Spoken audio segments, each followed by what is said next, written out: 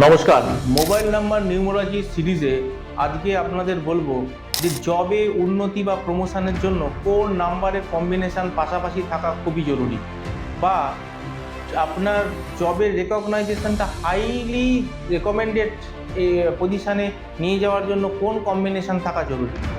একটা জিনিস মনে করবেন, আমাদের জীবনের নেম ফেম রেপুটেশন এনে দেয় হচ্ছে সান, এবং তার সাথে যদি মার্কসের কম্বিনেশন হয়ে যায় তাহলে সেইটা একটা আরও ভালো কম্বিনেশন বা স্ট্রং কম্বিনেশন হয়।